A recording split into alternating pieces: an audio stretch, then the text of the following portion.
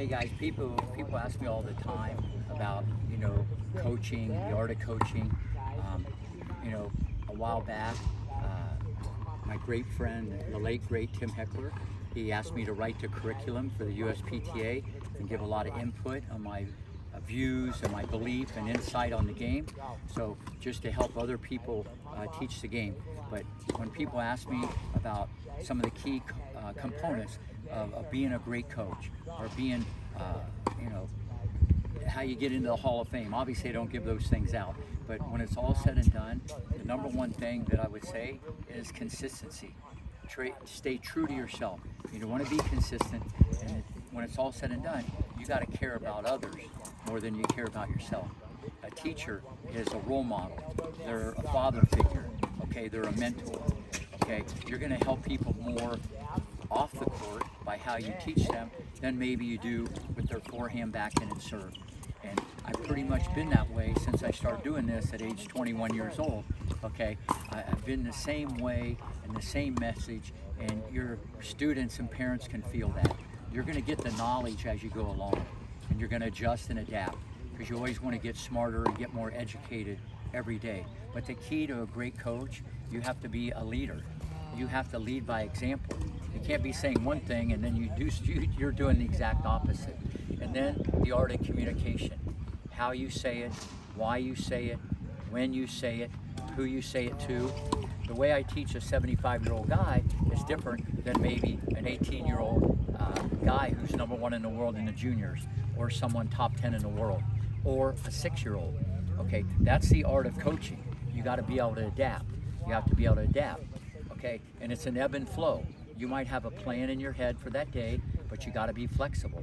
The best plans in the history of the world are flexible. That's a big thing with coaching. And always remember, there's not a wrong way or a right way. There's a better way, depending on who's in front of you. And you might have to adapt it. You're going to adapt it. You got to feel the temperature. Feel the temperature of the parent. Feel the temperature of the student. How they do in the last tournament. You got to then, the most important thing is, besides how to educate, you got to know how to motivate. People want to be around positive people. You're there to inspire. You got to want it more than them. You can have such an impact. I've had so many players be able to run through a broken glass, jump over fences. They did things they never thought they could do. And it's our job as teachers and role models to get them to do that. And this is how you have to think.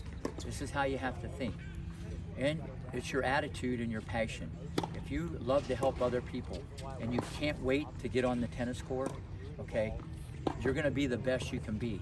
The educational part, you're going to learn, and you should try to get better every day. I learn every day from my students. I learn every day from the parents, okay? And a lot of you guys listen to this video, you can go to Netrix, okay, which I got a whole medley of videos that you can get, or just a lot of things biomechanically speaking that you could get. You always want to get better and have in your toolbox. And then you have to be flexible when you're out here. You definitely have to be flexible.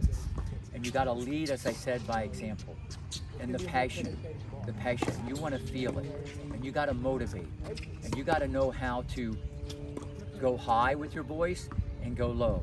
You got to know when to hug someone and when you have to be a little tougher on someone. You have to be able to adapt. It's not your way or the highway. That doesn't work, especially with kids these days and keeping up with the times.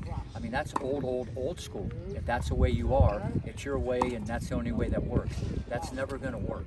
So one of the big keys to this whole thing is you as a person being able to adapt. And people ask me all the time, like, Rick, who's your favorite student of all time?